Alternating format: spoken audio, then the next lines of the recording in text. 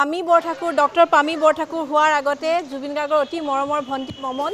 পামী বৰঠাকুৰ মমনক মাইকটো দিয়ে গলিৰে অকমান মমনৰ কথা কৈ দিলে ভাল হ'ব মমন আচলতে তাই মানে তাই ডাঙৰ হোৱাৰ পিছত দেখিলোঁ তাই ডান্সত ধাউতিটো বেছি আছিলে আৰু একেবাৰে সৰু কালত কৰিমগঞ্জত থাকোঁতে তেতিয়াতো তাই বহুত সৰু তাই ভালকৈ মনতে নাই সেইবিলাক কথা তেতিয়া জংকি অলপ ডাঙৰ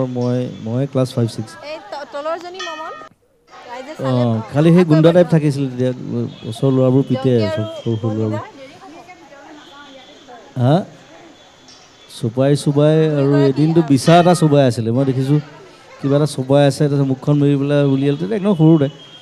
দেখিছোঁ বিচা এটা চুবাই আছে কিন্তু একো নহ'লে বাৰু আৰু পিছত দেখিলোঁ তাই মানে ডান্সত ধাউতি চব বেলেগ বেলেগ হৈ গ'ল জংকি গুচি গ'ল নাটকত মই গুচি আহিলোঁ এইফালে মিউজিকত আৰু জংকিকো মই সৰুতে কেতিয়াও নাটক কৰা দেখা নাছিলোঁ কিন্তু পিছত তাই নাট্যকৰ্মী হিচাপে যথেষ্ট নাম কৰিলে আৰু তাইও ডান্সত যথেষ্ট নাম কৰিছিলে ভাৰতনাট্যম শিকিলে সত্ৰীয়া শিকিলে বিহুটো আৰু তাই বহুতবাৰ বহুত এৱাৰ্ড চেৱাৰ্ড লৈছে বিহু গোটেই অসমত চ' তাৰপিছত গৈ তাই কটনত আহি পঢ়ি MA CMA পাছ কৰি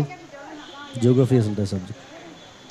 তাৰপিছত এদিন মোক সুধিলে মই ডক্টৰেট কৰিম মই বোলো ঠিক আছে ডক্টৰেট কৰিলেতো ভালেই মোক কৈছে কি ছাবজেক্টত কৰিলে ভাল হয় বুলি সুধিলে মই এনেই কৰি দিলোঁ মিউজিকেল জিঅ'গ্ৰাফী মই নাজানো এইটো ছাবজেক্ট আছে নে নাই তাই চাই পেলাই ক'লে যে আছে সেইটো খালি খুব কম মানুহে কৰিছে ইণ্ডিয়াৰ I don't know' I think she is the third so' এতিয়া ডক্টৰ পামী বৰঠাকুৰ হ'ল so' I am very happy তাই আমাৰ ফেমিলিত বেছিভাগেই চোকা মানুহ বেছিভাগেই পঢ়া শুনা কৰা মানুহ আটাইতকৈ কম পঢ়া চাগে মই হায়াৰ ছেকেণ্ডেৰী এবাৰ ফেইলো কৰিছোঁ তাৰপিছত পাছ কৰিছোঁ প্ৰথমবাৰ মই মেজৰৰ কাৰণে ফেইল কৰিলোঁ প্ৰেক্টিকেলত মই পঢ়াত ভালেই আছিলোঁ নপঢ়িলোঁ কথাটো সেইটো কিন্তু তাই পঢ়ি শুনি ডক্টৰেট হ'ল so' I am very happy about him love you মই ফটো দেখিছিলোঁ সৰুতে সি মোক কোচত লৈ ঘূৰি ফুৰা তেনেকুৱা তাৰ একচুৱেলি কৈশোৰ বুলি মই ক'ব পাৰোঁ তাৰ হাইস্কুলত থকাৰ পৰাহে মোৰ মনত আছে আৰু কথাবিলাক তাৰ আগৰখিনি মোৰ মনত নাই তেতিয়া মই বিজনীৰ পৰা অলপ আছে বিজনীৰ পৰা মনত আছে য়েছ বিজনীত তেতিয়া মই 3 বছৰ হৈ গৈছে আৰু সি হাইস্কুল পাইছে তেনেকুৱা ধৰণৰ তেতিয়াৰ পৰা মনত আছে চ' কি ক'ম তাৰ কথা অনবৰতে চাইকেলখন লৈ ঘূৰি খুব ভাল পায় বন্ধু বান্ধৱ চিলেক্টেড কেইজনমান তেওঁলোকৰ লগত আড্ডাও চলে কিতাপৰ আড্ডাও চলে মিউজিকৰ আড্ডাও চলে লাহে লাহে তেওঁলোক দাদা আৰু বাক তাৰমানে আমাৰ মা মিউজিকত খুব ইণ্টাৰেষ্টেড আছিলে চ'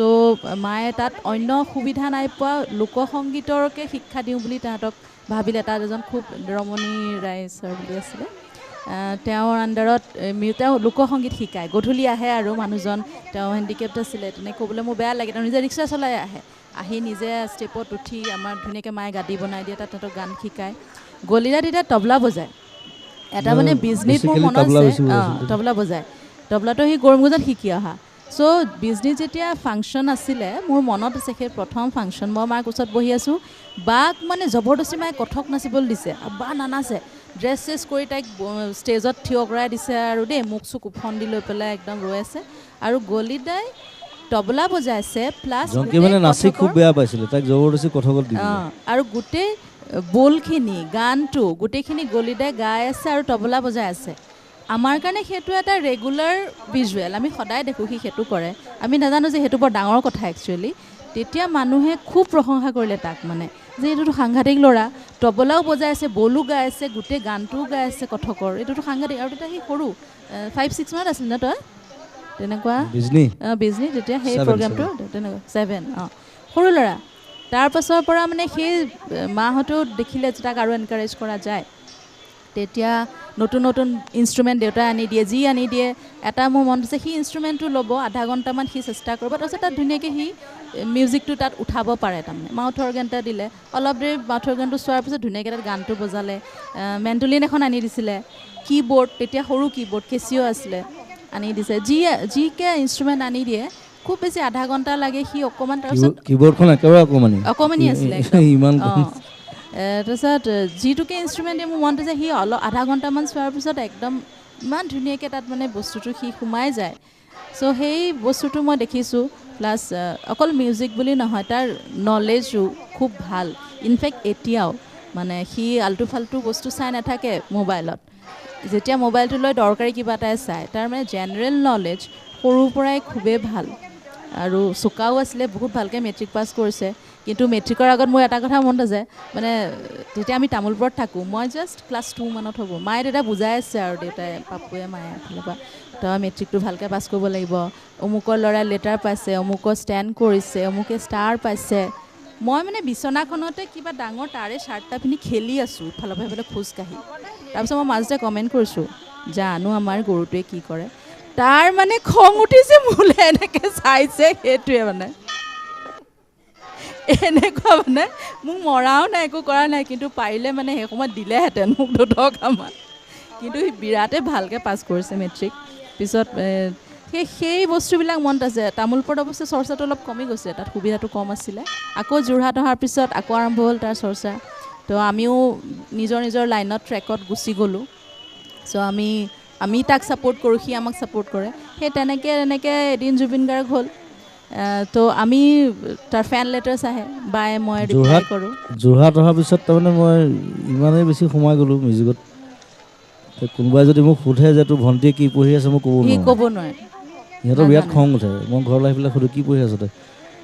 কোন ক্লাছত পঢ়ো নাজানে। তোৰ লাজ লগা নাই বুলি সোধে। এদিন মোক ল'ৰা এটা সুধিলে, তোমাৰ সেই পিংক কালাৰৰ ঘৰটো নহয় জানো বঙাল পুখুৰী? মই কৈছোঁ, মই আজিলৈকে চোৱা নাই কি কালাৰ ঘৰটো, মই আজি গৈ চাব লাগিব। অনবৰতে সুৰীয়াই গান গাই এনেকৈয়ে থাকে মানে সি। তেতিয়া চাইকেলখন লৈ গ'লেও পাগুৰি এটা মাৰি যাব, গানটো গাই গাই যাব, চবেই চিনি পায় আৰু গলিতাক। বেলেগ বেলেগ, কেতিয়াবা জাপি, কেতিয়াবা পাগুৰি, কেতিয়াবা কম্বলখন কাটি পেলাই ঠাণ্ডা দিনত পিন্ধি যায়। আৰু গানটো মুখত অনবৰতে, ৰাতি ৰাতি তাক দেখিছোঁ। মানে এইটো তাৰ ভগৱানে দিয়া ভইচ এটা আছিলে, আৰু সি নিজেও বহুত কালচাৰ কৰিছে। মই নিজে দেখিছোঁ, ৰাতি সি ৰাতি 12টা বজাৰ পৰা ষ্টাৰ্ট কৰে ৰিয়াজ, ৰাতিপুৱা 3টা-4টালৈকে কৰে বন্ধ ৰুমত, হাৰমনিয়ামখন লৈ নিজৰ ইচ্ছাত দিল খুলি মানে গান গায়। মই সেইটো দেখিছোঁ কনষ্টেণ্ট। সি 2 বছৰ সেই বস্তুটো কৰিছে। য়োগা কৰে, আমাৰ সৰু কুঁৱা এটা আছিলে, তলত ইটা পাৰি পানীৰ তলত সোমাই থাকে, আৰু আমি পাৰত ৰৈ থাকোঁ টাইমিং চাবলৈ, কেইমিনিট সোমাই আছোঁ কবি। অলপ দেৰি পিছত দেখোঁ ল'ৰাটো সোমাই আছোঁ, নোলাই, আমাৰ চিঞৰ মাৰি দিওঁ মানে, ইমান দেৰি হ'ল, ওলা এনেকুৱা। পানীৰ তলৰ কথা কওঁতে মনত পৰিছে, এদিন সোমাই আছোঁ পানীৰ তলত বহুত দেৰি। সেইটো মানে মই উশাহটো প্ৰেক্টিছ কৰোঁ, কিমান দেৰি বন্ধ কৰি ৰাখিব পাৰি। হঠাৎ চকু মেলিছোঁ, দেখিছোঁ ওচৰত সাপ এডাল ঘূৰি ফুৰিছে, এনেকৈ ধৰা সাপেই হ'ব চাগে, পানীত ধৰা ফেৰ দেখে। মই একো দিগদাৰ কৰা নাই, মই সাপ এতিয়াও ভাল পাওঁ।